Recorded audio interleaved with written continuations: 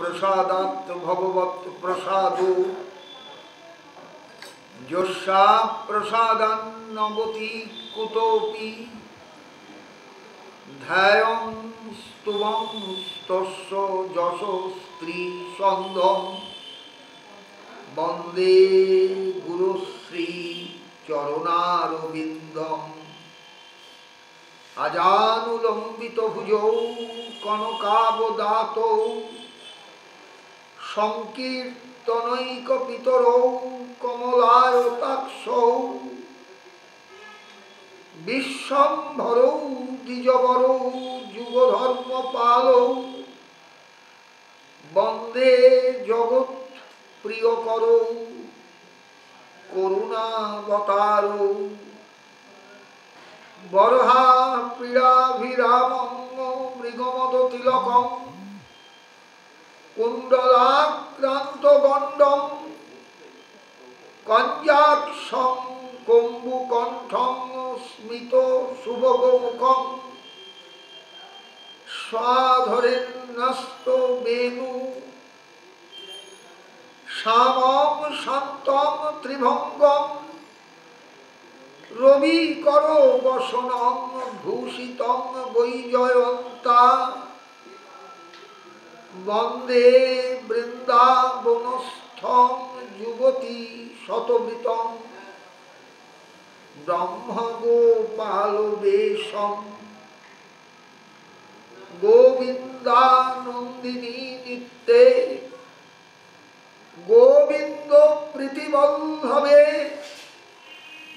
गोविंद प्रेयसी देवी राधिके तां नमाम्यहम् वन्दे नन्दव्रजस्त्रीणां पादरेणुमभिघ्नश यासां हरिकथोद्गीतं पुनाति भुवनत्रयम् नारायणं नमस्कृत्य नरं चैव नरोत्तमं देवीं सरस्वतीं व्यासं ततो जयमुदीरयेत् नमो धर्माय महते नमः कृष्णाय वेधसे ब्राह्मणेभ्यो नमस्कृत्य धर्मान् वक्षे सनातनान् वाञ्छाकल्पतरुभ्यश्च कृपा सिन्धुभ्य एव च पतितानां पावनेभ्यो वैष्णवेभ्यो नमो नमः वृंदावै तुलसी देवै प्रिया वै केशवस्य च विष्णु भक्ति प्रदे देवी सत्यवत्यै नमो नमः तुलसी काननं यत्र यत्र पद्मवनानि च पुराणं पठनं यत्र तत्र सन्निहितो हरि तत्रैव गंगा यमुना च तत्र गोदावरी सिन्धु सरस्वती च सर्वाणि तीर्थानि वसन्ति तत्र यत्राच्युतोदारो कथा प्रसंग मधुर मधुरमेतन्मंगलं मंगलानां सकल निगमवल्ली सफलं चित्स्वरूपं सकृदपि परिगीतं श्रद्धया हेलया वा भृगुवरो नरमात्रं तारयेत् कृष्ण नाम मूकं करोति वाचालं पंगुं लंघयते गिरिं यत्कृपातमहं वन्दे পরমানন্দ মাধবম অনর্পিত চরিঞ্চিরাত করুণয়াবতীর্ণ কলৌ সমর্পয়িত উন্নত উজ্জ্বলরসাং স্বভক্তিশ্রিয়ম হরি পুলট সুন্দর দ্যুতিকদম্ব সন্দীপিত সদা হৃদয় কন্দরে স্ফুরতু বহ শচীনন্দন শ্রীরূপ সনাতন ভট্ট রঘুনাথ শ্রীজীব গোপাল ভট্ট দাস রঘুনাথ এই ছয় গোসাইয়ের করি চরণ বন্দন যাহা হইতে বিঘ্ন নাশ অভীষ্ট পূরণ ওম পাদৌ যদীয়ৌ প্রথম দ্বিতীয়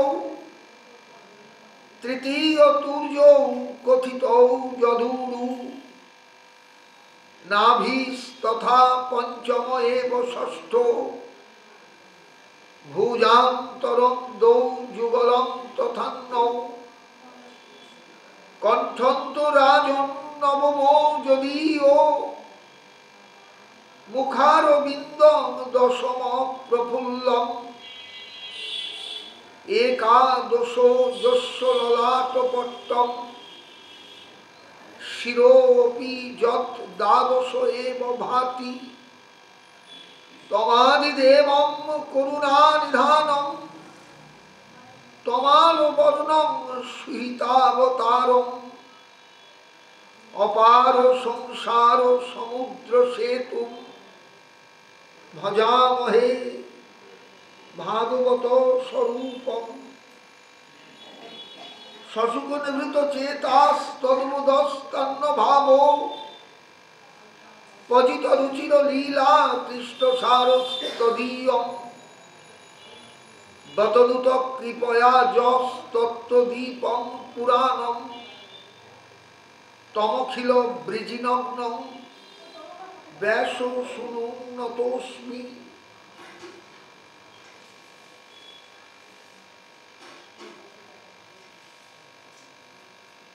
গঙ্গা তীরে প্রায় প্রবিষ্ট শ্রীমন মহারাজ পরীক্ষিতকে লক্ষ্য করে ভাগবত পরমহংস চূড়ামণি আচার্য বরেণ্য শ্রীল শ্রীযুক্ত শুকদেব গোস্বামী চরণ শ্রীমদ্ ভাগবতী কথা কীর্তন করছেন। পরবর্তীকালে কলিযুগের সূচনা পর্বে শ্রী নৈমিষারণ্যে শৌনকাদি 60,000 ঋষিকে লক্ষ্য করে পরম ভাগবত শ্রী সুত গোস্বামী পাদ সেই শ্রীমদ্ ভাগবতী কথা পুনরায় কীর্তন করে শ্রবণ করিয়ে চলেছেন। প্রসঙ্গক্রমে শ্রীমদ্ ভাগবতের শ্রী সপ্তম স্কন্ধের 11 অধ্যায়ে ব্রহ্মর্ষিপাদ শ্রী সুখদেব রাজা পরীক্ষিতের সভায় মহারাজ পরীক্ষিতকে সামনে উপলক্ষ করে জগতের জীবের দিকে তাকিয়ে প্রহ্লাদ চরিত্র যেমন কীর্তন করলেন, ঠিক তার পরবর্তী স্তরে মহারাজ যুধিষ্ঠিরের যে নূতন প্রশ্ন দেবর্ষি নারদের উদ্দেশ্যে, সেই প্রশ্ন রাজার কাছে রাখলেন এবং তার উত্তর দিলেন। অর্থাৎ পরবর্তী কথা বলবেন না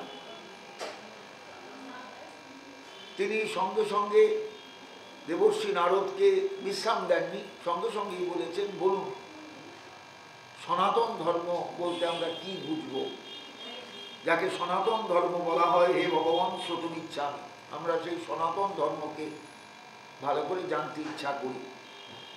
আমাদের গতকালের আলোচনাও ছিল সেই সনাতন ধর্মের ওপর। সনাতন ধর্ম মানে কিন্তু হিন্দু ধর্ম নয়, বারবার বলছি, কারণ হিন্দু শব্দটা অনেক পরবর্তীকালে, অনেক পরে, ইতিহাসের একটা বিশেষ যুগের থেকেই এই শব্দটা চালু হয়েছে আমাদের ভারতবর্ষে। আদৌ এটা ভারতের কোনো শব্দই নয়, এটা গ্রিকদের তৈরি করা শব্দ। সিন্ধুকে ওরা স উচ্চারণ করতে না পেরে হিন্দু বলতো, তাই হিন্দু নদের ওপারের দেশ, হিন্দুদের দেশ, এই অর্থে হিন্দুস্থান পরবর্তী হয়েছে। হিন্দু ধর্ম পরবর্তীকালে শব্দগুলো তৈরি হয়েছে। এরকম অনেক শব্দ তৈরি হয় আমাদের ভাষায়। দেখবেন কথা বলতে গেলে বিভিন্ন সময় শব্দ তৈরি হয় বিভিন্ন যুগে বিভিন্নভাবে বিভিন্ন রকমের। আপনি বাড়িতে দলিল থাকলে দলিলগুলো খুলবেন, দেখবেন কত ফার্সি শব্দ আছে সেখানে। কারণ এক সময় মুসলমান যুগে ফার্সি শব্দটা রাজভাষা ছিল। সেই ফার্সি শব্দগুলো দেখবেন এখনও দলিলে ব্যবহৃত হয়। ইংরেজিতে দলিল লিখলে সে কথা থাকবে না, সেগুলো থাকবে না, কিন্তু বাংলায় যাদের দলিল, পুরনো দলিল খুলে দেখবেন সব ফার্সি ভাষা আছে তার মধ্যে ব্যবহৃত। এরকম বহু জায়গায় বহু রকম ভাষা। এই ফার্সি ভাষা মানে ফরাসিদের ভাষা নয়, কিন্তু ফার্সি একটা আলাদা ভাষা, মুসলিম যুগে যেটা ব্যবহৃত হতো। এরকম বহু শব্দ এসে গেছে বাংলায়, বহু শব্দ দিয়ে একটা ভাষা সমৃদ্ধ হয়। আমরা বাংলা ভাষা যদি পড়তে যাই, গ্রামার পড়াতে গেলেই বলতে হয় বিদেশি শব্দ কি কি আছে খুঁজে বার করো।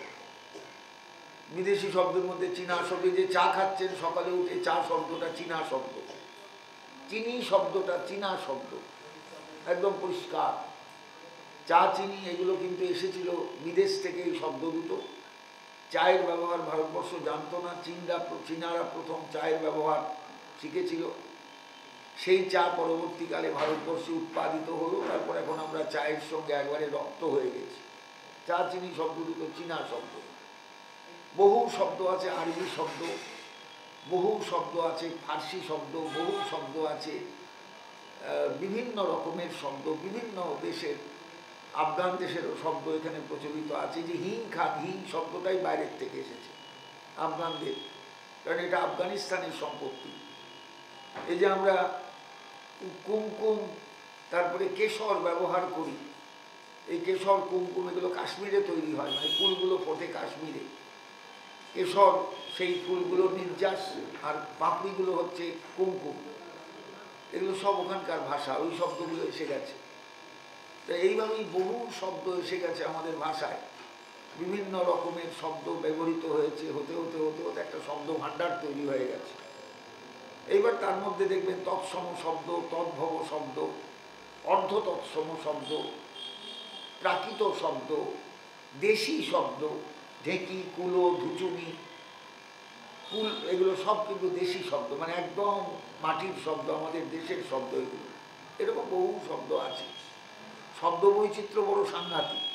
যাক, সে কথাগুলো আলোচনার নয়। আজকে আমি কিন্তু এই প্রসঙ্গটায় যাবো না। আমি কালকে থাকবো না, কাল আমার রানাঘাটে একটু পাঠ আছে, পরশু দিনও থাকবো না, একটু একচক্রায় যাবো। কাজে কালকে প্রভু নিতাই চাঁদের শুভ আবির্ভাব তিথি। সেই আবির্ভাব তিথির আগে প্রাক মুহূর্তে নিত্যানন্দকে আমাদের গভীরভাবে একটু স্মরণ এবং মনন করা দরকার। সেই জন্যই তাকে একটু স্মরণ করব। যদিও রাসবিহারী কাল পাঠ করবে, কিন্তু তথাপি আমার দিক থেকে একটু নিত্যানন্দের চরণে শ্রদ্ধাঞ্জলি মহাপ্রভুর সামনে নিবেদিত হয়ে যাওয়া ভালো, আমার ইচ্ছার করে। কারণ মহাপ্রভু খুব শ্রদ্ধা করতেন নিত্যানন্দকে, অসাধারণ শ্রদ্ধা করতেন। চৈতন্য ভাগবত যদি পড়েন চমকে যাবে মহাপ্রভুর আচরণ দেখলে। যাক, সে কথা আমি বলছি এরপরে। আমরা গিয়েছিলাম গতকাল। ধর্ম বলতে মানুষের জীবনে কতগুলো বিষয় আছে, সেই বিষয়গুলো জানতে হয়, এবং এই বিষয়গুলো যখন জীবনে প্রতিফলিত হয় বা জীবনে এগুলো কার্যকরী হয়, তখন একটা মানুষকে বলা যাবে সে ধর্মে বিশ্বাসী, ধর্মে দাঁড়িয়ে আছে, ধর্ম তাকে আশ্রয় করেছে, সেও ধর্মকে আশ্রয় করে জড়িয়ে ধরে আছে। তথাকথিত আমি অমুক ধর্মের লোক, অতএব আমি অমুক ধর্ম পছন্দ করি, তা বললে চলে নাকি? ধর্ম মানে এগুলো সব নিয়ে ধর্ম। এই হচ্ছে ভারতবর্ষের ধর্ম। এখানে সত্য থাকবে, দয়া থাকবে, তপস্যা থাকবে, সুচিতা থাকবে, তিতিক্ষা থাকবে, ইচ্ছা থাকবে, সম থাকবে, দম থাকবে, অহিংসা থাকবে, ব্রহ্মচর্য থাকবে, ত্যাগ থাকবে, সাধ্যায় থাকবে, ঋজুতা থাকবে। আর জবম মানে ঋজুতা, সরলতা, এগুলো সবই কিন্তু ধর্মের অঙ্গ। এই টোটাল সব কিছু, এখনো আরও প্রচুর রয়ে গেল, আমার আলোচনা করতে সময় লাগবে। এই সব কিছু নিয়ে যখন একটা টোটাল মানুষ তৈরি হলো, যাকে সেই অ্যাডভার্টাইজমেন্টে দেওয়া হতো টিভিতে, কমপ্লিট ম্যান, এই কমপ্লিট ম্যানটাই হচ্ছে প্রকৃত ধর্মজ্ঞ, ধার্মিক পুরুষ, এবং সেই সনাতন ধর্মে বিশ্বাস। সনাতন ধর্ম বললেই আমি ভারতবর্ষের অমুক জায়গায় বাস করি, আমার দেবতা অমুক, আমি সনাতন ধর্মের লোকে বললে চলে না। কিন্তু সনাতন ধর্ম মানে হচ্ছে অনেক কিছু ব্যাপার আছে, যে ব্যাপারগুলো জীবনে যদি মানুষ একেবারে নিঃশ্বাস প্রশ্বাসের মতো গ্রহণ করে প্রয়োজনীয় রূপে, তখন তাকে বলা যাবে সে সনাতন ধর্মে প্রতিষ্ঠিত। বিষয়টা বুঝবেন ভালো করে। আমরা তো দুম করে একটা লোককে হিন্দু বানিয়ে ফেলি, দুম করে একটা লোককে মুসলমান বানিয়ে ফেলি, দুম করে একটা লোককে শিখ বানিয়ে ফেলি, দুম করে একটা লোককে ইহুদি বানিয়ে ফেলি। তা নয়, কিন্তু একদম নয়। দাঁড়িয়ে আছে, এখানে গোঁপ ছাঁটা, মাথায় একটা টুপি আছে, অর্থাৎ মুসলিম। কে বলেছে সে মুসলিম? নাও তো হতে পারে। তার মুসলিম ধর্মের সব কিছু সে পালন নাও তো করতে পারে। একটা হিন্দুকে দেখলেই আপনি বলবেন সে কালী ঠাকুরের মন্দিরে দাঁড়িয়ে আছে, অথবা সে হিন্দু। তা নয় কিন্তু। হিন্দু ধর্ম বলেই তো কোনো ধর্ম ছিল না ভারতবর্ষে। হিন্দু বলেই তো কোনো ধর্ম নেই। আজকে যে হিন্দু হিন্দু শব্দটাকে নিয়ে এবারে মাথার মানে কানের পোকা বার করে দেওয়া হচ্ছে, এই ব্যাপারটা কিন্তু একদম বোগাস আমি মনে করি, একদম বোগাস। কারণ হিন্দু শব্দটাই সৃষ্টি হয়েছে আলেকজান্ডারের ভারত আক্রমণের পর থেকে, গ্রিকদের দৌলতে। এটা গ্রিকদের তৈরি করা শব্দ, এটা ভারতবর্ষের কোনো শব্দই নয়। বুঝতে পারছেন ব্যাপারটা? এই হচ্ছে ভারতবর্ষের ধর্ম। একে কোনোদিনই হিন্দু ধর্ম বলা যাবে না, এটা সনাতন ধর্ম। এই এই বিষয়গুলোর ওপর বেস করে ভারতের মানুষ তৈরি হয়, ভারতের মানুষ শিক্ষালাভ করে, ভারতের মানুষ ধীরে ধীরে নিজেকে অনুভব করে, ভারতের মানুষ ভারতীয়ত্বের বোধ করে। আমি ভারতবর্ষের মানুষ, আমার উপরে উত্তরে হিমালয়, দক্ষিণে সমুদ্র, বাঁয়ে আমার মানে একবারে ভারতবর্ষের বাইরের দেশের চিন্তা করে নিই, তখন ভারতবর্ষ অনেক বড় ছিল। ডানে আমার এই দেশগুলো, এই হলো ভারতবর্ষের মানচিত্র। আজকের সিংহল ভারতবর্ষের অন্তর্গত ছিল, আজকের নেপাল ভারতবর্ষের অন্তর্গত ছিল, আজকে হিমালয়ের অধিকাংশ স্থান ভারতবর্ষের অন্তর্গত ছিল, আজকে লাদাখ নিয়ে চীনারা গণ্ডগোল পাকাচ্ছে, এগুলো সব ভারতের অন্তর্গত। কারণ ভারতের সমস্ত তীর্থগুলো দেবতাত্মা হিমালয়ে এখনও দাঁড়িয়ে আছে। মানুষ সেই সমস্ত জায়গায় যায়। মানস সরোবর এখন চীনের অধিকারে, অথচ ভারতবর্ষের ইতিহাস ঘাঁটুন, পুরাণ ঘাঁটুন, আমি কত মানস সরোবরের কথা বলেন তার ইয়ত্তা নেই। হয়তো মানস সরোবর যেতে গেলে চীনা পাসপোর্ট লাগে, চীনদের মানে স্বীকৃতি লাগে, তবে আপনাকে চীন বর্ডার থেকে আপনাকে চীনারা নিয়ে যাবে, নিয়ে মানস সরোবরে গিয়ে আপনাকে ঘুরিয়ে নিয়ে আপনাকে ফেরত পাঠিয়ে দেবে ইন্ডিয়ান বর্ডারে।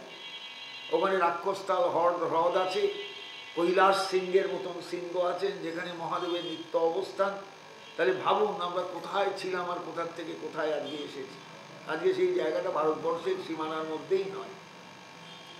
আজকে পাকিস্তানে চলুন, করাচির থেকে যেতে হয় হাঁটতে হাঁটতে হাঁটতে হাঁটতে ভয়ঙ্কর দুর্গম রাস্তা দিয়ে।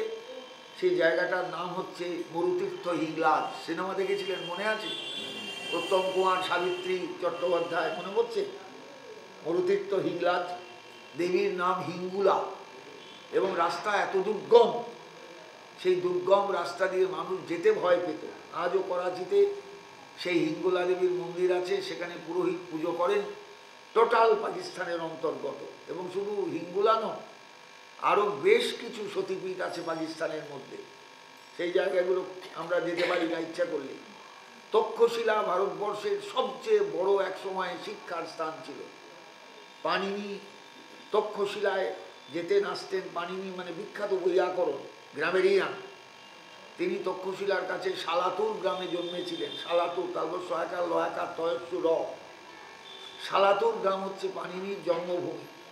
যে পাণিনি সংস্কৃত ভাষায় বিখ্যাত ব্যাকরণ রচনা করে প্রসিদ্ধ হয়ে আছেন চিরকালের জন্য, সেই পাণিনির জন্ম হয়েছিল সালাতুর গ্রামে, পশ্চিম পাকিস্তানে। আজও গ্রাম আছে, সেটা পশ্চিম পাকিস্তানের অন্তর্গত। আপনি ইচ্ছা করলেও সেখানে যেতে পারবেন না পাসপোর্ট ছাড়া। আপনি ইচ্ছা করলেও সেখানে গিয়ে কোনো কিছু পাবেন না, যেহেতু সেটা বিদেশ, আর তাদের সঙ্গে আমাদের সম্পর্কও ভালো নয়। এই হচ্ছে ব্যাপার। ভারতবর্ষের বিরাট মানচিত্রটাকে যদি চিন্তা করেন, তাহলে এইবার ভাবুন যে সনাতন ধর্মের দেশ কত বড় ছিল, কত বড় ছিল। তো সেই সনাতন ধর্মের দেশে সনাতন ধর্ম একদিন প্রচলিত ছিল। রামচন্দ্রও সেই সনাতন ধর্মের মানুষ ছিলেন, কৃষ্ণও সেই সনাতন ধর্মের মানুষ ছিলেন, এবং এরা দুজনা ঈশ্বরের অবতার রূপেই আমাদের কাছে পূজিত, পরিচিত। তাহলে এবার বুঝুন, সনাতন ধর্ম কথাটা বুঝতে না পারলে আমি ছোট্ট কথায় চলে গেলে কিন্তু আপনি সব গুবলেট হয়ে যাবে আপনার। হিন্দু ধর্ম বলে কিছু নেই। আপনাকে ভারতবর্ষের ধর্ম বুঝতে গেলে, ভারতবর্ষের সভ্যতা বুঝতে গেলে, ভারতবর্ষের কৃষ্টি বুঝতে গেলে, ভারতবর্ষের যা কিছু সব কিছু বুঝতে গেলে আপনাকে সনাতন ধর্ম কথাটাকে বিশ্বাস করতে হবে, জানতে হবে, বুঝতে হবে। যেহেতু পুরাণ হলো পুরনো দিনের কথা, পুরাণ মানি হচ্ছে প্রাচীন কথা, প্রাচীন কাহিনী, এই জন্য সনাতন ধর্মের ওপরে সেখানে আলোচনা রাখা হয়েছে। এবং রাজা যুধিষ্ঠির, যেহেতু রাজস্ব যজ্ঞ সভাটা ছিল যুধিষ্ঠিরের কাছে একটা চ্যালেঞ্জ, কৃষ্ণ এই চ্যালেঞ্জটাকে অ্যাকসেপ্ট করতে বলেছিলেন, যুধিষ্ঠির তুমি এই চ্যালেঞ্জটা নেবে, তোমার প্রাসাদ হয়েছে, এইবার সারা ভারতবর্ষের মানুষের কাছে তোমার পরিচিতি দরকার।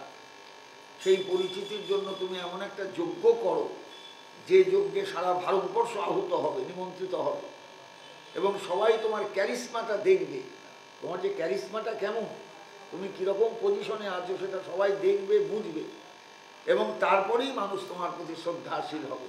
এখন তো তোমরা রাস্তায় ঘুরে বেড়াতে এতদিন, কোনো পজিশনই ছিল না, কোনো পরিচিতিই ছিল না। এইবার সেই পরিচিতির জায়গাটা তৈরি করো, এটা গোবিন্দই তৈরি করে দিয়েছিলেন।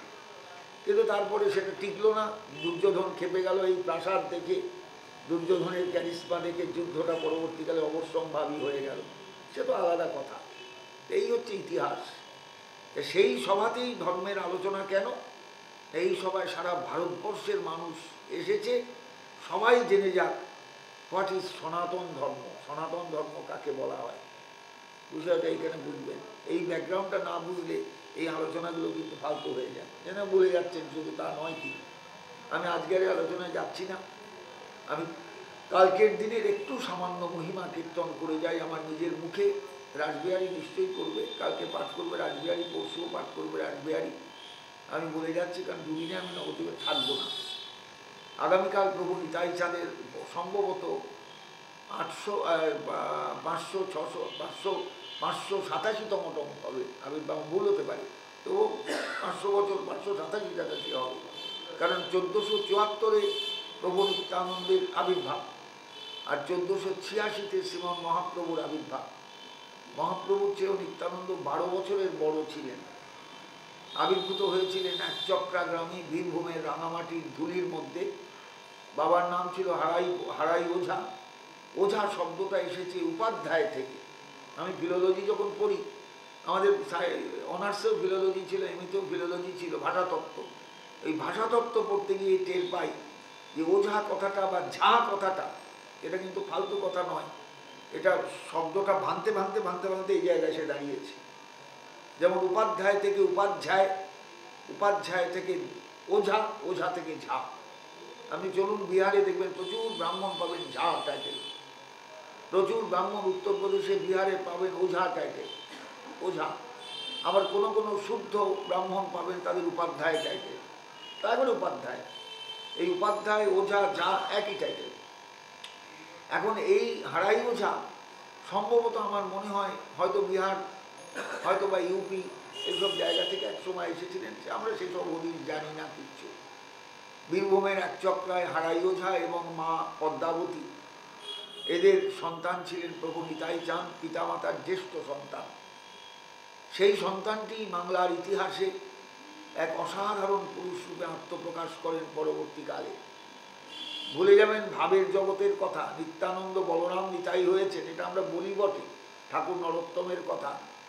ব্রজেন্দ্র নন্দন যেই শচীসুত হইল, সেই বলরাম হইল নিতাই। দিনহীন যত ছিল হরিনামে উদ্ধারিল, তার সাক্ষী জগাই মাধাই। হাহা প্রভু নন্দসুত বৃষভানু সুতাযুত, করুণা করহ এইবার। নরোত্তম দাসে কয়ে গোরাসম কেহ নয়, না নরোত্তম দাসে কয়ে, হ্যাঁ গোরাসম কেহ নয়, না ভজিতে দেন প্রেমদনা, এরকম একটা পদের সেই সমাপ্তি আছে। তা যাই হোক, বলরাম হইল নিতাই আজকে আমরা বলছি বটে, এটা হলো ভক্তের অন্তরের ভাবালুলতা, ভাব। আমি ভাবের কথায় যাই না চট করে, আমি আগে ইতিহাসটাকে গুরুত্ব দিই, ঐতিহাসিক চরিত্রকে ঐতিহাসিক দৃষ্টিকোণ থেকে আলোচনা করতে হয়।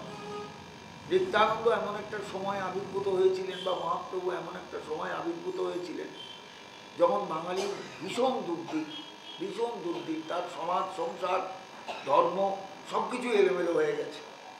কারণ 1213 শতকের প্রথম পাদে যখন বাংলা আক্রান্ত হলো, প্রথম পাদ মানে একবারে প্রথম পাদেই বলবো, ইখতিয়ার উদ্দিন বিন মোহাম্মদ বখতিয়ার খিলজি যখন বাংলা আক্রমণ করলেন, সেই সময়ই বাঙালির দুর্দিন শুরু হলো। ইসলাম ধর্ম গ্রাস করলো বাঙালিকে এবং ধীরে ধীরে সেই ইসলাম ধর্মের প্রভাব সারা বাংলায় ছড়িয়ে গেল মানে মারাত্মকভাবে। এবং মানুষের ধর্মটা হলো বাঁচার জায়গা বা আশ্রয় নেওয়ার জায়গা, সেই জায়গাটাই কলুষিত হতে থাকলো দিনের পর দিন। কারণ সারা দেশ তখন মুসলিম শাসক। দিল্লির বুকে 1526-এ পানিপথের প্রথম যুদ্ধ হচ্ছে। তার আগে লোদি বংশের শাসন ছিল দিল্লির বুকে যখন মহাপ্রভু জন্মাচ্ছে। ইব্রাহিম লোদি, বহলুল লোদি মনে করছে, গিয়াসুদ্দিন বলবন টলবন মনে করছে, তার আগে ইলতুৎমিশ, সুলতানা রিজিয়া মনে করছে এদের কথা। তখনও মুঘলরা আসেনি। মুঘলরা এলো, বাবর এলেন ফরগনা থেকে, সেই অনেক বাইরের থেকে। এরা মুঘল একটা জাতি, ইসলামের মধ্যে একটা জাতি। এটাই হলো ইসলামের একটা এমন যুগ, ভয়ঙ্কর একটা ব্যক্তির যুগ। সারা পৃথিবীতে তারা আক্রমণ করে জায়গা দখল করেছে। আজকে যেখানে যত মুসলিম দেখছেন, এরা তখন কিন্তু পৃথিবীতে এসব মুসলিম টুসলিম ভারতবর্ষেও ছিল না। এরা আস্তে আস্তে ধীরে ধীরে পৃথিবীর বিভিন্ন প্রান্তে গিয়ে আক্রমণ করে নিজেদের জায়গা দখল করে ধর্ম প্রচার করেছে। কারণ একটা সময় হযরত মুহাম্মদ ইসলাম ধর্ম প্রচার করার পর ইসলামের একটা সুদিন এলো, ইসলাম ধর্মটা পাকাপোক্তভাবে তৈরি হলো। তার আগে তো সেই মরুভূমির দস্যুদের একটা ব্যাপার ছিল, মরুভূমির দস্যু ছিল, আরবের মরুভূমি। এরা উটের পিঠে চড়ে বা ঘোড়ার পিঠে চড়ে ঘুরে ঘুরে বেড়াতো। আরব বেদুইন বলা আছে না বাংলা রবীন্দ্রনাথের কবিতায়, ইহার চেয়ে হতে যদি আরব বেদুইন বলে রবীন্দ্রনাথের একটা কবিতার লাইনই আছে। সেই রকমভাবে তারা ঘুরে বেড়াতো। আর তারপরে এদের সিস্টেমের মধ্যে আনলেন হযরত মুহাম্মদ। এই কোরআন রচনা করে বা কোরআনের বিভিন্ন রকমের বক্তব্য পরিবেশন করে একটা উচ্ছৃঙ্খল মানে দানব প্রকৃতির এক শ্রেণীর মানুষকে তিনি শৃঙ্খলাবদ্ধ করলেন। এই হলো ইসলামের সৃষ্টি। এবং ইসলাম মানেই হলো কিন্তু শান্তি। তাহলে শান্তি মানেই হলো, ইসলাম শব্দটার অর্থই হলো শান্তি। তেমন অশান্তি ছিল সমাজে, সেই অশান্ত সমাজে শান্তি এলো বলেই তার নাম ইসলাম ধর্ম। ইসলামী ভাষা, ইসলামী মানে বিভিন্ন প্রক্রিয়া, বিভিন্ন অনুষ্ঠান আচরণ, এগুলো সব ইসলাম শব্দের অর্থটাই হলো শান্তি। কিন্তু পরবর্তীকালে দেখা গেল এরা লোভাতুর হয়ে, এদের দেশে তো কিছু নেই, খেজুর ছাড়া কোনো ফল নেই।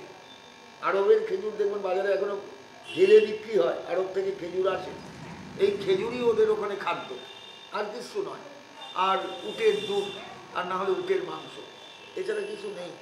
কারণ কোথায় হবে, ফসলের জায়গা কোথায়, জল নেই, মানে চারদিক মরুভূমির মতন শুকনো, ধান টান হয় না বা কোনো নরম প্রকৃতির কোনো গাছপালা নেই, চারদিকে রুক্ষতা রুক্ষতা রুক্ষতা, অর্থাৎ চারিত্রিক একটা রুক্ষতার অধিকারী তারা। এই রুক্ষতা নিয়েই তারা ভারত পৃথিবীর চারদিকে ছুটে গেল আক্রমণ, হাতে তরোয়াল নিয়ে, খোলা তরোয়াল নিয়ে ইসলাম প্রচারের জন্য। ইসলাম ধর্মের প্রচার করতে হবে, তাহলে আমাদের একটা বিরাট ইয়ে হবে। এই শুরু হলো ইসলামের জয় জয়কার। ভারতবর্ষে ইসলাম এসেছিল দাহিরের সিন্ধু অভিযান, ইতিহাসে পড়বেন 700 কত সালে, এই খ্রিস্টাব্দে। আমার সম্ভবত মনে হচ্ছে অনেকদিন আগে, আমি ইতিহাস সাবজেক্ট নয় তো, শুধু পড়বার জন্য পড়েছি। দাহিরের সিন্ধু অভিযান হচ্ছে বোধহয় 712 খ্রিস্টাব্দে কি খ্রিস্টপূর্বাব্দে, ভুল হতে পারে আমার, কারণ আমি অনেকদিন আগে দেখেছি। দাহিরের সিন্ধু অভিযান, দাহির বাইরে ইসলাম ধর্মের লোক। তাহলে ভাবুন একবার, কবে থেকে ভারতবর্ষে ইসলাম ধর্মের মানুষ আক্রমণ করবার জন্য ওঁত পেতেছিল। যে ভারতবর্ষ সুজলা সুফলা দেশ, এদেশে সময় মতো বৃষ্টি হয়, এদেশের শস্য হয় ভালো, এদেশের খাদ্য ভালো, এদেশের মানুষ খুব শান্তিপ্রিয়। এদের দখল করে যদি জায়গা দখল করি, তাহলে আমাদের থাকার জায়গা তৈরি হবে। এই ছিল ইসলামের আসল উদ্দেশ্য। এইভাবে তারা ভারতবর্ষে ঢোকে। এবং মোগলদের আসার আগেও কিন্তু ইসলাম ধর্মের বহু মানুষ ভারতবর্ষে ঢুকে গেছে, বহু। আলাউদ্দিন খিলজি কবে তার, মোগলদের আগে তো। গিয়াসুদ্দিন বলবন, সুলতানা রিজিয়া, তার বাবার নাম ইলতুৎমিশ, এটা তো আগে। এবং এরা তারপরে লোদি বংশের শাসন, বহলুল লোদি, এরা সব শাসন করেছে, কিন্তু এটা মোগলদের আগে এরা সব। দেখা গেছে মোগল শাসন তো অনেক পরে, পানিপথের প্রথম যুদ্ধ, দ্বিতীয় যুদ্ধ, তৃতীয় যুদ্ধ অনেক পরে হয়েছে, কিন্তু তার আগের ইসলামী শাসনগুলো চিন্তা করুন, এরা ভারতবর্ষকে দখল করেছে, উত্তর ভারত তছনছ হয়ে গেছে। মানে ভাবতে পারবেন না উত্তর ভারতের মানুষ এখন এত রিজিড কেন, এত কট্টর কেন। ওরা কিন্তু বাঙালির মতো লিবারেল নয়। তার কারণ এই যে বাঙালি বা ভারতবর্ষের মেয়েরা যে ঘোমটা দেয়, আপনি ভারতবর্ষের কোনো ভাস্কর্যে, আমি বহু জায়গায় গিয়েছি, ভালো করে ভাস্কর্যগুলো দেখেছি, বহু মেয়েদের মূর্তি দেখেছি, কোনো মেয়ের মাথায় কোনো ঘোমটা নেই, খোলা মাথা, সুন্দর একবারে টায়রা টায়রা টিকলি টিকলি দেওয়া সুন্দর মাথা, মানে ভাস্কর্য হয়। ঘোমটা কিন্তু তখন ভারতীয় মহিলার ছিল না, ঘোমটাটা এসেছে ইসলামের আক্রমণের পর। সুন্দরী মেয়ে দেখলেই তারা নিয়ে পালিয়ে যেত, তাকে ভোগ করবার জন্য, তার গর্ভের সন্তান হতো, সেই মেয়েটা একদম তাদের হাতে চলে গেল, ব্যাস শেষ। এইভাবেই নারী জাতির ওপর, হিন্দু নারী জাতির ওপর একটা তীব্র আক্রমণ হয়েছে। উত্তর ভারত তছনছ হয়ে গেছে, বহু নারীর সতীত্ব নষ্ট হয়েছে, বহু নারী লুট হয়ে গেছে, মানে লুটের সম্পত্তি। নারীকেও লুট করতে হবে, এটা একটা লুটের সম্পত্তি, ধনরত্নের সঙ্গে নারীটাও লুণ্ঠনের সম্পত্তি। এইভাবেই উত্তর ভারত তছনছ হয়ে গেছে। তখনও বাংলায় ইসলাম ঢোকেনি, আর বাংলা অনেক দূর, তো ওই খাইবার পাস দিয়ে, ওই একবারে পানির গ্রন্থি দিয়ে খাইবার পাস দিয়ে যারা ঢুকছে, তারা তো ইয়ের থেকে, আরব থেকে তো পায়ে হেঁটে ঢুকছে, ঘোড়ায় চড়ে ঢুকছে। রবীন্দ্রনাথের কবিতাটা মনে করুন, রণধারা বাহি জয় গান গাহি উন্মাদ কলরবে, ভেদি মরুপথ গিরিপথ পথ, যারা এসেছিল সবে, তারা মোর মাঝে সবাই বিরাজে, কেহ নহে নহে দূর, আমার শনিতে হয়েছে ধ্বনিত তার বিচিত্র সুর। যারা এসেছে কেউ ফিরে যায়নি, সব কিন্তু ভারতবর্ষেই রয়ে গেছে, কেউ কিন্তু দেশে ফিরে যায়নি। এক আলেকজান্ডারই ফিরে যেতে গিয়ে রাস্তায় মরে গেলেন, অসুস্থ হয়ে রাস্তায় মরে গেলেন। তাহলে এই যে মানুষগুলো এলো, এরা কিন্তু সব ভারতবর্ষেই রয়ে গেল এবং তাদের উপনিবেশ স্থাপিত হলো। তখন ইংরেজ কোথায়? তার আগে তো এরা সব এসেছে, ইসলাম ধর্মের মানুষ, সবেমাত্র ইসলাম ধর্ম সৃষ্টি হয়েছে, তারা এসেছে, ভারতবর্ষ দখল হলো অনেক জায়গা, আস্তে আস্তে ইসলাম সংস্কৃতি এখানে জবরদখল করে বসানো হলো, চলতে লাগলো দিন। এইবার ধীরে ধীরে দেখা গেল এক রাজবংশের পর আর এক রাজবংশ, এক রাজবংশের পর আর এক রাজবংশ, এ ওকে খুন করে, ও ওকে মারে।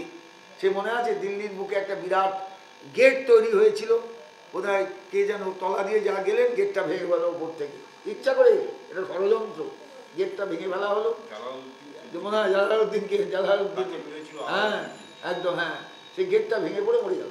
এইরকম খুন খারাপি ইসলাম ধর্মের চিরকাল আছে, গুপ্ত হত্যা, সাংঘাতিক সাংঘাতিক সাংঘাতিক মাত্র। ইসলাম ধর্ম মানে রক্তাক্ত ধর্ম এবং রক্তাক্ত ইতিহাস। তা যাই হোক, এইভাবে করতে করতে করতে করতে 1526-এ পানিপথের প্রথম যুদ্ধ হলো। পানিপথের প্রথম যুদ্ধ যখন হলো, তখন মোগলরা ঢুকলো, এই ফরগনা থেকে বাবর বাইরের লোক তারা ঢুকলো।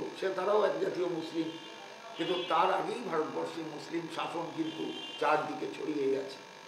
বাঙালি শুধু চিন্তা করছে ভারতবর্ষের এই বিভিন্ন ব্যাপক এলাকায় মুসলমান ধর্মের বা ইসলাম ধর্মের এই প্রচার বাংলায় কবে ঢুকবে, কিন্তু একদিন না একদিন তো ঢুকবেই। ঢুকলো। তার আগে বৌদ্ধ ধর্মের মানুষ ছিল, নালন্দা ছিল, বিক্রমশিলা বিহার ছিল, অদন্তপুরী বিহার ছিল, কত বিহার ছিল, বিরাট বিরাট শিক্ষাকেন্দ্র। একটা শিক্ষাকেন্দ্র কিন্তু আজকে আর নেই। আমি নালন্দায় গিয়ে মিউজিয়ামটা দেখেছি, কোথাও একটা মানুষের হাড় নেই, একটা কুলি, একটা মানুষের হাড় কোথাও নেই। চাবি আছে, তালা আছে, পোড়া চাবি, পোড়া তালা, পোড়া চাল, পোড়া ছেকল, অনেক কিছু আছে পোড়া, কিন্তু একটাও মানুষের কঙ্কালের টুকরো বা একটা কুলি টুলি কোথাও নেই। বিরাট নালন্দার মিউজিয়াম, কেন? একটা মানুষও ছিল না, সব পালিয়ে গিয়েছিল নালন্দা ছেড়ে দিয়ে। ওই রকম পূর্ববঙ্গেও যে বিহারগুলো ছিল, অদন্তপুরী মহাবিহার, বলভী মহাবিহার, এসব সব, বিক্রমশিলা মহাবিহার, সব বিহারগুলো থেকে সব পালিয়ে চলে গেল, ইসলাম আক্রমণ করেছে। এবং সেটা সম্ভব হলো কবে জানেন? পৃথ্বীরাজ এবং ওই যে পৃথ্বীরাজ চৌহান যুদ্ধ, এই যুদ্ধটাই হলো একটা ভাইটাল যুদ্ধ। পৃথ্বীরাজ চৌহানকে বিশ্বাসঘাতকতা করে মেরে ফেলা হলো এবং ইসলাম এইবার সেই জায়গাটা দখল করল। এইবার সেই সময় যে তুরস্কের থেকে যে সোলজারগুলো এসেছিল তার মধ্যেই ছিলেন এই লোকটা, এই ইখতিয়ার উদ্দিন বিন মোহাম্মদ বখতিয়ার খিলজি। এরা তুরস্কের লোক, তুর্কি যোদ্ধা, তুরস্কের যোদ্ধা। এবং সেই লোকটি কিন্তু পরবর্তীকালে বাংলা আক্রমণ করে, বাংলা দখল হয়। মহাপ্রভু তারপরে আসেন, বাংলায় ভয়ঙ্করভাবে ইসলাম ধর্মের ব্যাপক প্রচার হয়। আর আমাদের সমাজেও ছিল এক শ্রেণীর মানুষ অত্যন্ত অনুদার চরিত্রে। অনুদার চরিত্র কীরকম জানেন? ব্রাহ্মণরা মনে করতো আমরা ভগবান, একবারে প্রায় ভগবানের কাছাকাছি চলে গিয়েছি। ব্রাহ্মণদের এরকম একটা অবস্থা ছিল। এইবার তারা ফতোয়া দিত সমাজে, বিভিন্ন রকমের ফতোয়া। আজকে দেখুন অম্বুবাচী পালন বিধবার পালনীয়।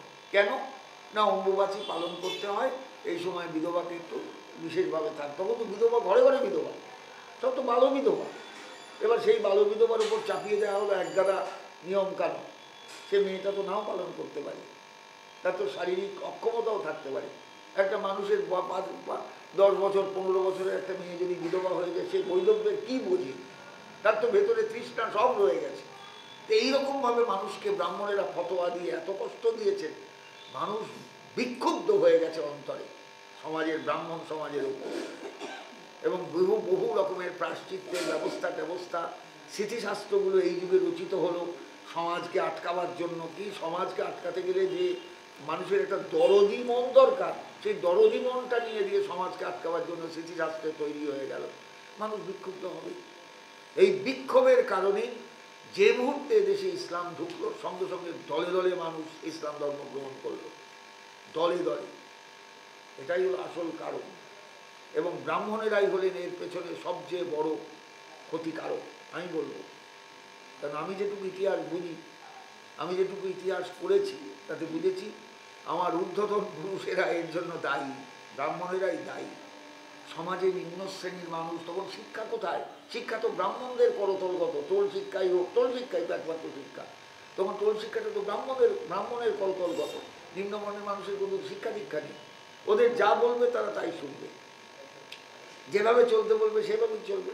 ব্রাহ্মণেরাই ফতোয়া দিতেন, ব্রাহ্মণেরাই যা কিছু করতেন। ঘটনাক্রমে এই হয়ে গেল কাল একবারে।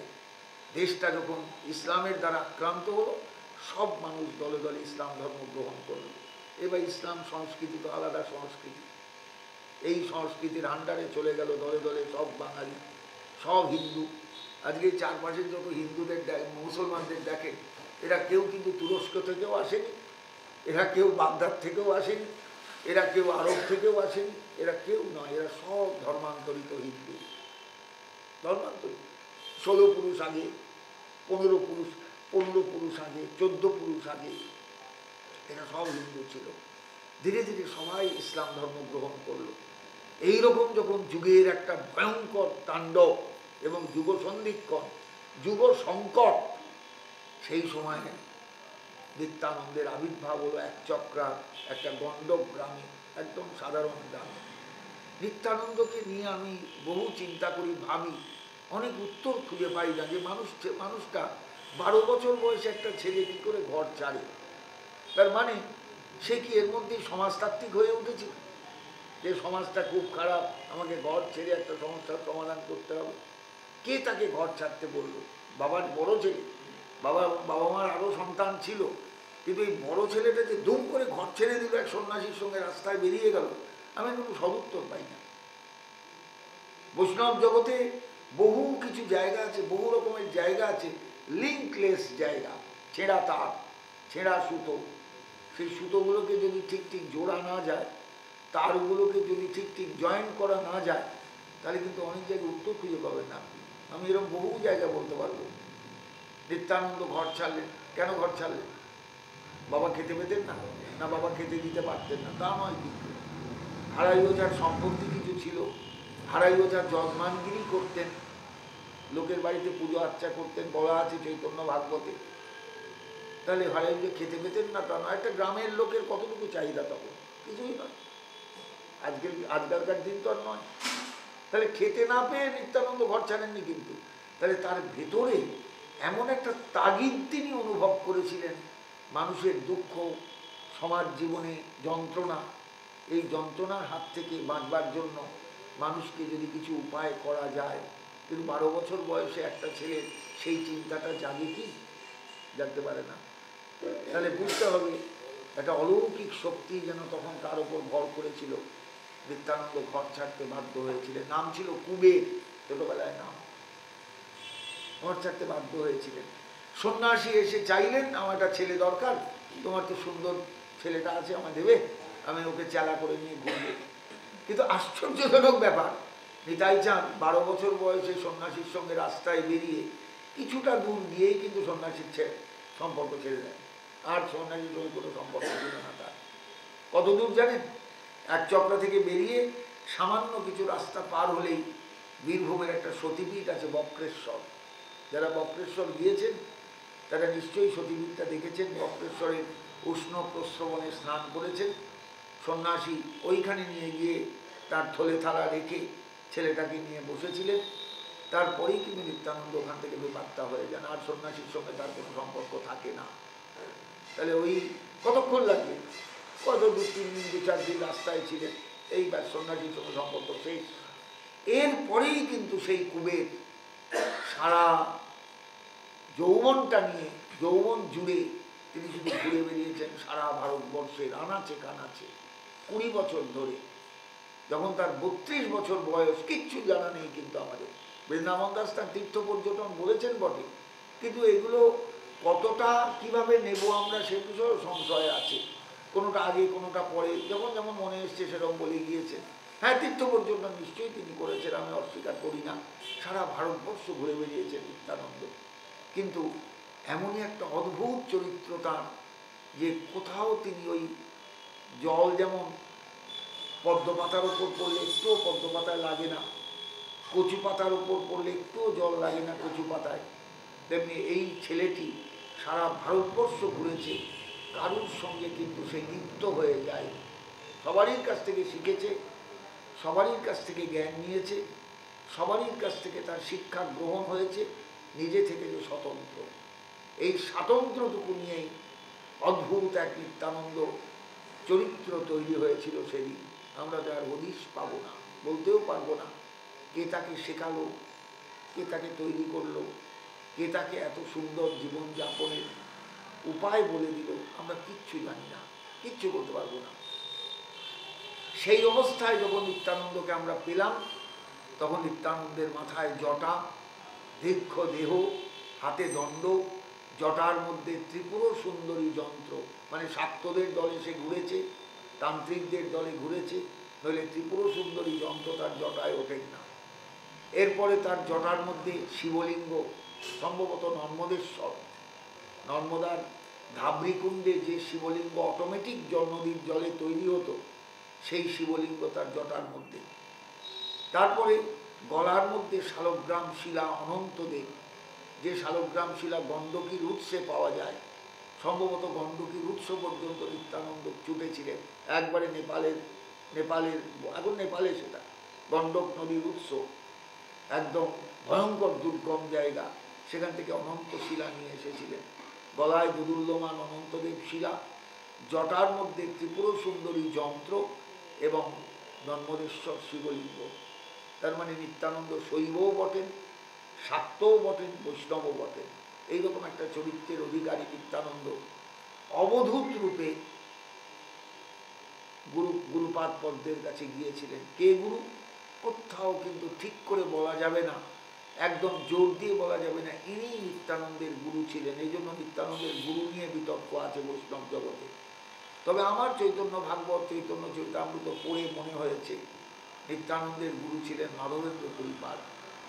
এমন একজনের কাছে তিনি দীক্ষা নিয়েছিলেন, হয়তো কোনো এক ফাঁকে এই 20 বছরের মধ্যে এই মাধবেন্দ্র পুরীর সঙ্গে তার কোনো জায়গায় দেখা হয়েছিল। এই সন্ন্যাসী তাকে দীক্ষা দিয়েছিলেন। মাধবেন্দ্র পুরীপাদের জীবন কাহিনী পড়ে আমার মনে হয়েছে মাধবেন্দ্র পুরীপাদ বাঙালি ছিলেন। কোনো একটা বইয়ে আমি পড়েছি মাধবেন্দ্র পুরীপাদের বাড়ি ছিল সিলেটে, সিহট্ট জেলায়। যেমন মহাপ্রভুর পূর্বপুরুষের বাড়ি সিহট্ট জেলায়, মাধবেন্দ্র পুরীপাদেরও বাড়ি ছিল সিহট্ট জেলায়, মানে বাঙালি। এটারও বড় প্রমাণ কেন জানেন? মাধবেন্দ্র পুরীপাদ বাংলার উন্নয়নের জন্য চিন্তা করেছিলেন। একটা বাঙালি যদি হয় তাহলে সে বাংলার উন্নয়নের চিন্তা করবে। অবাঙালি কিন্তু বাংলার উন্নয়নের চিন্তা করতে পারবে না, অত সস্তা নয়। সেই যুগটা আজকের যুগও নয়, সেই যুগটা ইতিহাসের মধ্যযুগ। মানবেন্দ্র পরিপাক বাঙালি ছিলেন, তাই বাংলার যে দুর্দশা, সেই দুর্দশার হাত থেকে বাঙালিকে রক্ষা করার জন্য তিনি নিত্যানন্দকে বাংলায় নবদ্বীপে পাঠিয়েছিলেন। কিন্তু আপনি গ্রন্থ পড়ে বুঝতে পারবেন না যে নিত্যানন্দকে কে পাঠালেন নবদ্বীপে। বলে নিত্যানন্দ অমনি অমনি এলেন? এখানে কি ভালো মন্দ খাওয়ার জন্য এসেছিলেন, না এখানে শ্বশুর বাড়িতে থাকতে এসেছিলেন? কোথাও কিছু নেই তার। তাহলে নবদ্বীপে এলেন কেন? এই সমস্ত জায়গাগুলো হচ্ছে ছেঁড়া তার, ইতিহাসের ছেঁড়া তার।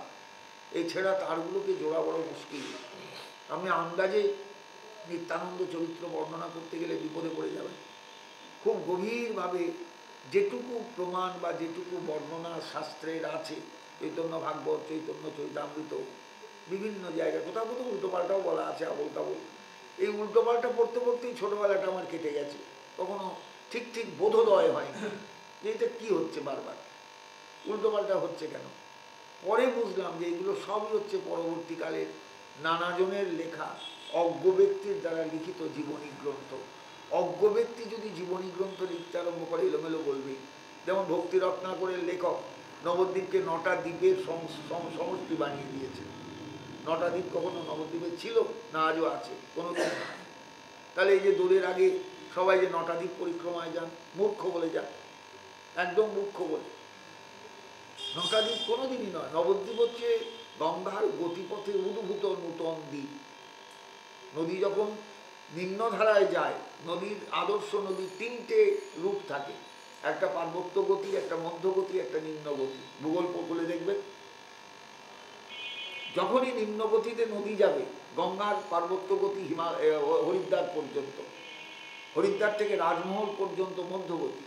আমি রাজমহলেও গিয়েছি, এগুলো জায়গাগুলো আমার নিজের চোখে দেখা। রাজমহলে কানাইয়ের নাটশালা গ্রামে যেখানে মহাপ্রভু গিয়েছিলেন, আমি কানাইয়ের নাটশালা গ্রামেও গিয়েছি, দেখে এসেছি কানাইয়ের নাটশালায় কানাইয়ের মূর্তিটা। মহাপ্রভু যাকে দর্শন করে খুব আনন্দিত হয়েছিলেন। রাজমহলের পর সাগর পর্যন্ত হলো গঙ্গার নিম্নগতি। যখনই নদী নিম্নগতিতে আসে, তখন নদীর গতি স্রোত হারিয়ে, মানে নদীর গতি কমে যায়, স্রোত হারিয়ে ফেলে। আর স্রোত যখনই কমে যায়, তখনই নদী বড় বড় বাঁক নেয়, বিশাল বিশাল বাঁক নেবে। 4 মাইল, 6 মাইল, 10 মাইল বাঁক নিয়ে নিচ্ছে নদী। এইবার যখন বর্ষার স্রোত আসে, জল বাড়ে, তখন এই বাঁকের যে কোনাটা, এই কোনাটা এসে জল ধাক্কা খাচ্ছে হিমালয় থেকে এসে। ধাক্কা খেতে খেতে কাটতে কাটতে কাটতে কাটতে কাটতে এই বর্ষা এত দূর কাটলো, পরের বর্ষা আর একটু কাটলো, তারপরের বর্ষা আর একটু কাটলো। দেখা গেল লাস্ট বর্ষাটায় নদী, আর পাললিক শিলার তো দেশ, বাংলা তো আর পাথর নয়, একদম পাললিক শিলা, পলিমাটি। কাটতে কাটতে কাটতে কাটতে একটা বর্ষায় ঝেড়ে কেটে সোজা হয়ে নদী বেরিয়ে গেল। বাঁদিকে অথবা ডান দিকে রইল বিশাল একটা হ্রদ, জলবেষ্টিত ভূভাগ, এর নাম দ্বীপ। একে ভূগোলের ভাষায় বলা হয় অশ্বক্ষুরাকৃতির হ্রদ।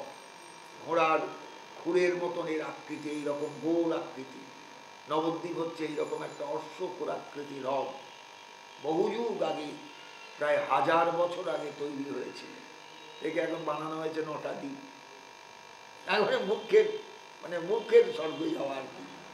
বুঝতে পারছেন ব্যাপারটা? যেমন গঙ্গা নবদ্বীপের একটু আগে আছে অগ্রদ্বীপ, মানে তখন নবদ্বীপ তৈরি হয়নি, অগ্রদ্বীপ আরও আগে তৈরি হয়েছে। অগ্রে যে দ্বীপ সেটা হলো অগ্রদ্বীপ। তারপরে যে দ্বীপ নূতন দ্বীপকে নবদ্বীপ বলেছিল মানুষ। চৈতন্য চন্দ্রোদয় নাটকে পরিষ্কার বলা আছে নূতনং দ্বীপম। নূতনং দ্বীপম, নূতন একটা দ্বীপ গড়িয়েছে গঙ্গার গতিপথে, এটা নূতন দ্বীপ, নাম হলো নবদ্বীপ। অগ্রদ্বীপ, নবদ্বীপ।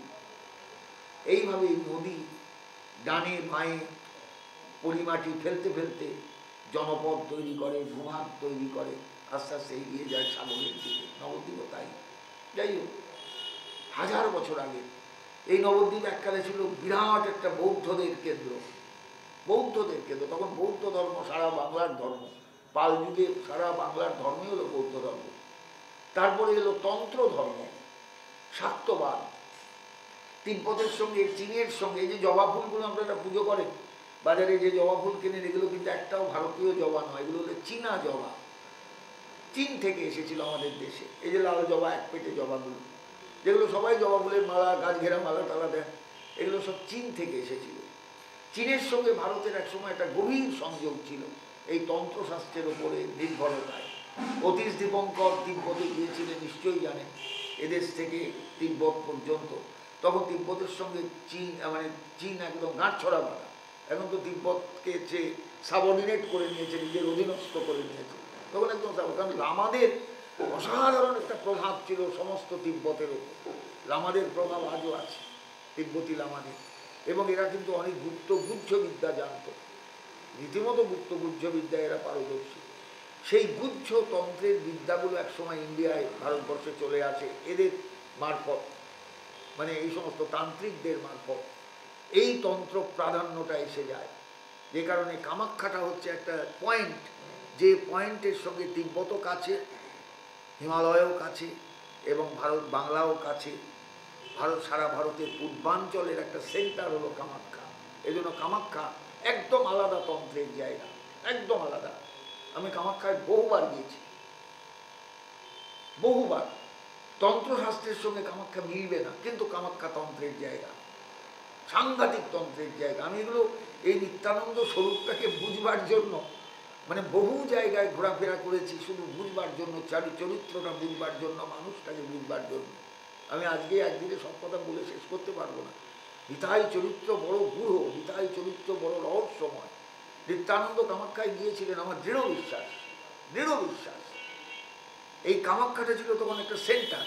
ওই তিব্বত থেকে যারা আসতো, ভুটান থেকে যারা নামতো, চীন থেকে যারা আসতো ওই পথে, মানে হাঁটা পথে হিমালয়ে ডিঙিয়ে, তাদের সেন্টারই ছিল কামাখ্যা। কামাখ্যায় এখনও যে পুজো অর্চনা হয়, এগুলো সব ট্রাইবেলদের মতো, সবটাই। যেমন জগন্নাথ ট্রাইবেলদের ঠাকুর, কামাখ্যাও কিন্তু ট্রাইবেলদের ঠাকুর। আমি অবাক হয়ে যাবেন আপনারা শুনে, আমি যদি কথা বলি। কামাখ্যায় প্রতিদিন মায়ের রাজহাঁসের ডিম ভোগ হয়, শোল মাছ ভোগ হয়, পাঁঠা বলি পাঁঠা ভোগ হয়, তিনটে নিয়ে একটা কলাইয়ের ডালের মধ্যে রান্না হয়। এগুলো ভদ্রলোকের রান্না নয়, মাসকলাইয়ের ডালের মধ্যে এগুলো দিয়ে রান্না হয় একসঙ্গে, ওটাই মায়ের মেন ভোগ। এবং ফ্রি যেখানে খাদ্য বিতরণ হয়, লোকে গেলে ওই 1 হাতা করে দিয়ে দেয় সবাইকে মায়ের প্রসাদ। তার মধ্যে শোল মাছও পেতে পারো 1 টুকরো, ডিমের টুকরোও পেতে পারো, নাও পেতে পারো, মাংসের টুকরো পেতেও পারো, নাও পেতে পারো, কিন্তু সব কিছুর মধ্যে দেওয়া মায়ের এগুলো ভোগ হয়। এগুলো কিন্তু সাধারণ জগতের মানে অন্য জায়গায় চলবে না। কামাখ্যায় এমন এমন অদ্ভুত অদ্ভুত ব্যাপার আছে যেগুলো না দেখলে বিশ্বাস করতে পারো না। আমি গিয়ে এবার লাস্ট আমি যে কামাখ্যায় গেলাম, বৈকালবেলায় গিয়ে দেখি কতগুলো ডিম বিক্রি হচ্ছে, পাখির ডিম। মানে এগুলো কিসের ডিম? বললো কোকিলের ডিম। আমি হাতে করে দেখলাম, তাহলে কোকিলের ডিম জীবনে দেখিনি কখন। কোকিল কাকের বাসায় গিয়ে বাচ্চা পারে, ডিম পারে, কাক তা দেয়, তাই না? জীবনে কোনো দেখিনি, দেখার কথাও নয়। কাকের বাসা অনেক উঁচুতে থাকে, গাছের মগ ডালে। তো ঘটনা হচ্ছে, মানে এগুলো কি হয় না, লোকে খায়, লোকে খায়। তাহলে এগুলো যারা খাচ্ছে, কোকিলের ডিম যারা খাচ্ছে, তাহলে কোকিলের ডিমগুলো সংগ্রহ হচ্ছে। সেই মানুষগুলো কেমন? কামাখ্যার সাইডে যদি গ্রামে যাওয়া যায়, ট্রাইবেল গ্রাম কাকে বলে গেলে বোঝা যায়, ট্রাইবেলদের আচরণটা দেখলে বোঝা যায়। মোষ বলি হয়, মোষগুলোর মাথা চলে যায় বনদুর্গার কাছে, সেখানে বাঘ আছে। আমি বাঘের বোটকা গন্ধে যাওয়া যায় না, ভয়ও করে, যদি ওর পচে থাকে ঝাঁপিয়ে পড়ে এসে। আর ধরটা খায় ওই সমস্ত ট্রাইবেলরা, মোষের ধর এখনও খাওয়াচ্ছে। সেই প্রত্যেক দিন অজস্র মোষ বলি হয়, মুখটা মাথাটা চলে যায় বাঘের জন্য, একদম জঙ্গলে ফেলে দেয়, বাঘ খেয়ে বেঁচে থাকে। আর ধরটা খায় ওই পাহাড়িরা, নিচের পাহাড়ের সব লোকেরা। এ না বললে আপনাদের বুঝতে পারবেন না। এই জায়গাটা হচ্ছে সেই সময় তান্ত্রিক জগতে, মানে বৌদ্ধ ধর্মের পরবর্তী যুগটায়, তন্ত্র যুগটায় সেন্টার যুগ, এখনও কিন্তু সেন্টার। নিত্যানন্দ সব জায়গায় ঘুরেছেন, কিন্তু সব জায়গায় ঘুরে তিনি তান্ত্রিকও হননি, তিনি শৈব সাধকও হননি, তিনি বৈষ্ণব সাধক হয়ে বাবাজিও হননি। তিনি এক অসাধারণ অবধূতে পরিণত হলেন। ভাবুন তিনি কী করে হলেন?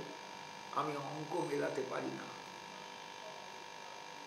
মহাপ্রভুকে অঙ্ক দিয়ে মেলানো যায় না? হ্যাঁ, ঠিক আছে ঠিক আছে ঠিক আছে।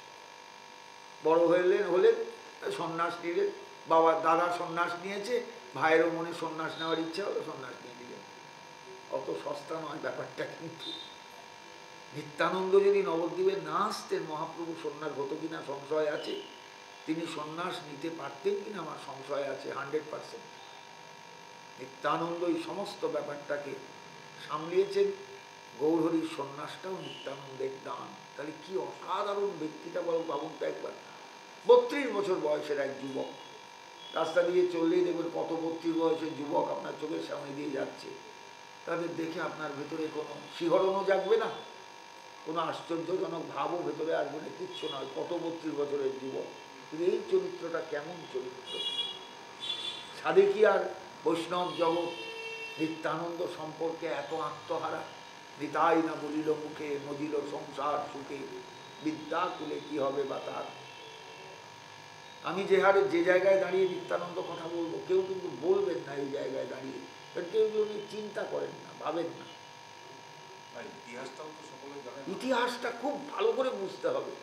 সেই নিত্যানন্দ নবদ্বীপে এলেন, অথচ কোথাও বলা নেই যে মাধবেন্দ্র পুরী তাকে নির্দেশ দিলেন। শুধু এইটুকু বলা আছে চৈতন্য ভাগবতে, মাধবেন্দ্র পুরীর কাছে এসে নিত্যানন্দ 32 বছর বয়সে নিজের ভ্রমণ বৃত্তান্ত বলছেন, আর মাধবেন্দ্র পুরী হাও হাও করে কাঁদছেন নিত্যানন্দকে জড়িয়ে ধরে। জায়গাটা পড়লে আমার চোখে জল এসে যায়। চৈতন্য ভাগবতে বর্ণনা আছে, একদম শেষ পরিচ্ছেদে অন্তলীলায়। তারপরেই নিত্যানন্দকে সম্ভবত মাধবেন্দ্র পুরী বললেন, তুমি যাও, নবদ্বীপে যাও, তুমি পারবে, আমার এটুকু দৃঢ় ধারণা। এই অসম্ভবকে সম্ভব করতে তুমি পারবে। আমি একটা যুবকের কথা জানি, ওখানে নেই বলা, এগুলো আমার অনুমান। একটা যুবককে জানি, সে অসাধারণ বিচক্ষণ, কিন্তু এই যুবকটাকে সন্ন্যাসী করতে হবে, গৃহী করে রাখলে চলবে না, নইলে একে দিয়ে কিছু কাজ হবে না, একে সন্ন্যাসী বানাতে হবে। নিতাই চাঁদ গুরুচরণে প্রণাম করে নবদ্বীপে হাঁটা পথে এলেন। ভাবুন একবার, তাকে নবদ্বীপ চেনালো কি? আপনি সারা চৈতন্য চৈতামৃত চৈতন্য ভাগবত করে কোথাও পাবেন না যে নিত্যানন্দকে নবদ্বীপে পাঠালো কে। পাঠালেন মাধবেন্দ্র পুরীপাদ। এগুলো কিন্তু অনুমান করতে হবে। অনুমান মনে রাখবেন, প্রত্যক্ষ যেমন একটা প্রমাণ, অনুমানও একটা প্রমাণ, ইনফারেন্স। এটা একটা প্রমাণ, এটা একটা প্রমাণ, অনুমান করতে হয়। অনেক সময় অনেক কিছু অনুমান করে নিতে হয় জীবনের, তেমনি নিত্যানন্দকে অনুমানের দ্বারা রক্ষা জানতে হবে এই মানুষটা কি করে এলেন, কোথায় বৃন্দাবন আর কোথায় নবদ্বীপ। তখন তার আজকের মতন রাস্তা ছিল না, এই রাস্তা দিয়ে নিত্যানন্দ এসেছেন। এলেন শুধু তাই নয়, নবদ্বীপে ঢুকলেন ঠিক আষাঢ়ী পূর্ণিমার আগের দিন সন্ধেবেলায়। সেদিন ছিল ত্রয়োদশী তিথি। পুরাতত্ত্ব পরিষদের প্রতিবার গতবার থেকে একটা বিশেষ দিনে একটা অনুষ্ঠান হয় নিত্যানন্দ মিলনের দিনটাকে। আমাকে শান্তি জিজ্ঞেস করেছিল কবের দিন, তাহলে এটা ত্রয়োদশী ছাড়া কখনো হবে না, চতুর্দশীতে কখনো নিত্যানন্দ ঢোকেনি। তার নিত্যানন্দ এত বুঝবান লোক যে তিনি জানেন সর্বসিদ্ধার ত্রয়োদশী। আমি যাচ্ছি নবদ্বীপে একটা বিশাল দায়িত্ব ঘাড়ে নিয়ে, একবারে হিমালয়ান টাস্ক। অতএব আমার সেই দায়িত্ব যদি পালন করতে হয়, আমাকে শুভক্ষণে নবদ্বীপে পা ফেলতে হবে। এই শুভক্ষণটা হচ্ছে সর্বসিদ্ধার ত্রয়োদশী। ত্রয়োদশীর দিন আপনি নিশ্চিন্ত মনে রাস্তায় বেরোতে পারেন যদি ত্রয়োদশী থাকে তিথিটা, কারণ তিথিটাই হলো সর্বসিদ্ধা। নিতাই চাঁদ সন্ধ্যাকালে ঢুকেছেন, কেউ জানতে পারেনি কে নবদ্বীপে ঢুকলেন সন্ধ্যাকালে। ব্যাপারটা বুঝতে পারছেন? আমি যত পড়ি, যত ভাবি, তখন আমি অবাক হয়ে যাই, কি অসাধারণ মাপা, সব কিছু মাপা একদম একজন ইতিহাসের জন্য নির্দিষ্ট হয়ে আছে এই ঘটনাগুলো। এইবার সেই সময় নবদ্বীপের কেউ কি তাকে মালা দিয়ে বরণ করলো না? কেউ তাহলে বরণ করলো না? হ্যাঁ, সন্ধ্যাকালে মেয়েরা সবাই সন্ধ্যার প্রদীপ দিতে, গঙ্গার ধারে যাদের বাড়ি তারা তুলসী তলায় প্রদীপ দিচ্ছে, ওই প্রদীপের আলোটাই নিত্যানন্দকে বরণ করে নেওয়া। শাঁখ বাজাচ্ছে, সন্ধ্যার শাঁখ বাজাচ্ছে, ওই শঙ্খধ্বনিটাই নিত্যানন্দের বরণ। নিত্যানন্দকে সমস্ত নবদ্বীপের মেয়েরা বরণ করে নিয়েছিল এইভাবে। নিত্যানন্দও জানেননি, মেয়েরাও জানে না কে নবদ্বীপে ঢুকলেন নন্দনাচার্যের বাড়িতে। কি করে ঢুকলেন? নিত্যানন্দ এমন একটা শুদ্ধ চরিত্র ছিলেন যে তিনি পা ফেলার আগে বুঝতে পারতেন কার বাড়িতে পা ফেলছি। তার বাড়িটা কতখানি পবিত্র।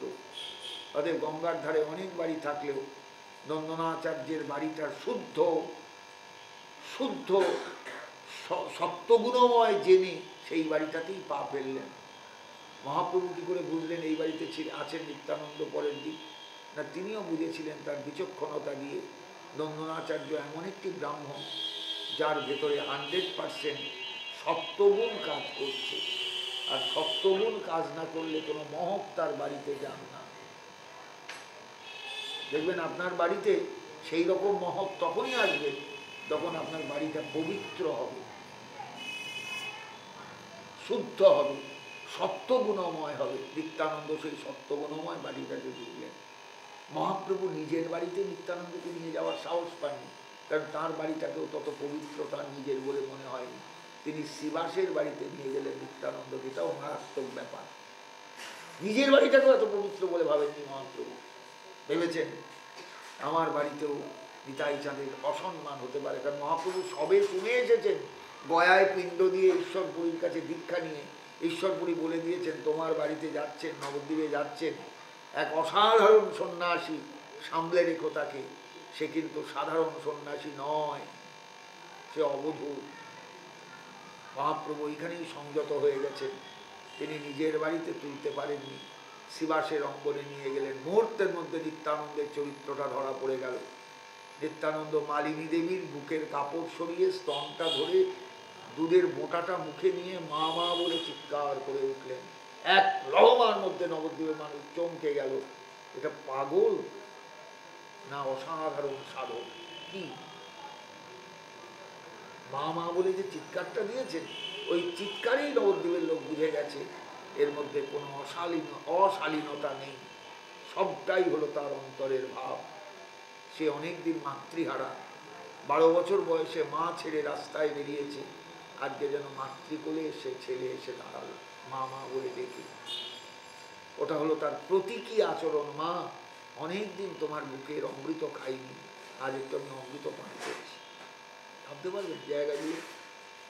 আমি নিত্যানন্দকে নিয়ে যত একটু পড়াশোনা করতে যাই আমার মাথা ভো ভো ভো করে একবারে। সত্যি কোথায় মহাপ্রভু দাঁড়িয়ে রয়েছে, নিতাই চাঁদ কোথায় দাঁড়িয়ে আছেন। নিত্যানন্দ অনেক উচ্চ স্তরের সাধক, অনেক উচ্চ স্তরের সাধক। তার তুলনা জগতে কারুর সঙ্গে দেওয়া যাবে না, কারুর সঙ্গে নয়। এই জন্যই ঠাকুরমশাই লিখছেন, নিতাই পদ কমল কোটি চন্দ্র কুটিতল, যে ছায়ায় জগত জুড়ায়, হেন নিতাই বিনে ভাই রাধা কৃষ্ণ পাইতে নাই, দৃঢ় করি ধর নিতায়ের পায়, সে সম্বন্ধ নাহি যার, বৃথা জন্ম গেল তার, সেই পশু বড় দুরাচার, নিতাই না বলিল মুখে, মজিল সংসার সুখে, বিদ্যাকুলে কি হবে বা তার, অহংকারে মত্ত হইয়া নিতাই পদ পাশরিয়া, অসত্যের সত্য করি মানি, নিতায়ের করুণা হবে ব্রজে রাধা কৃষ্ণ পাবে, নিতাই কৃপা না করলে বৃন্দাবনে রাধা কৃষ্ণকে অনুভব করা যায় না। মহাপ্রভুর কৃপাতেও কিছু হবে না, নিত্যানন্দের কৃপাটা দরকার। রঘুনাথ দাস গোস্বামী যতদিন নিতাই করুণা না পেয়েছেন ততদিন মহাপ্রভুর কৃপাও তার কাছে সুলভ ছিল না, বৃন্দাবন তো অনেক দূরের ব্যাপার। এই জন্য নিত্যানন্দ তত্ত্বটাকে খুব ভালো করে বুঝতে হয়, ভালো করে জানতে হয়, ভালো করে ভাবতে হয়, ভালো করে অনুভব করে নিতাই চরণে একান্ত শরণাগত হয়ে করে থাকতে হয়। এটা আমার দৃঢ় প্রত্যয়, দৃঢ় ধারণা। এই জন্য আজকে আমি একটুখানি নিতাই কথা বলে নিলাম মহাপ্রভুর সামনে। গৌরহরি আমার নিতাই কথা শুনতে ভালোবাসে। নিজের হাতে নিত্যানন্দের কৌপিনের টুকরো ছোট ছোট করে কেটে একদিন ভক্তদের দিয়েছিলেন। এই কৌপিনের টুকরোটা আহ্নিক করার সময় মাথায় দিয়ে বেঁধে আহ্নিক করো, নিত্যানন্দের কৃপা পাবে। একদিন নিত্যানন্দের চরণ ধৌত জল পাত্রে করে, চামচে করে, মানে হাতায় করে প্রত্যেককে দিয়েছিলেন ভক্তদের। এটা নিত্যানন্দের চরণ ধৌত জল, খেয়ে নাও, এ নাও, দেখবে জীবনের একটা বিরাট হিল্লে হয়ে যাবে। নিতাই করুণার কোনো তুলনা নেই। এটা মহাপ্রভুর আচরণ। চৈতন্য ভাগবত পড়ে দেখবেন। কি বুঝলেন এগুলোর থেকে? যে মহাপ্রভু কিন্তু জানতেন, বুঝতেন এই সন্ন্যাসী সাধারণ সন্ন্যাসী নয়, ধরে জগাই মাথায় মেরেছে, একবারে মাথা ফেটে ঝরঝর করে রক্তে সারা গা ভরে গেছে। কোনো রাগ নয়, কোনো উষ্মা নয়, কোনো খেদ নয়, কোনো কান্না নয়। দুটি বাহু প্রসারিত করে মাধাইকে বুকে টেনে নিয়ে জড়িয়ে ধরতে গিয়েছেন। মাধাই স্তম্ভিত হয়ে গেছে, কি আচরণ! এটা তো ভাবতেই পারবে না সে।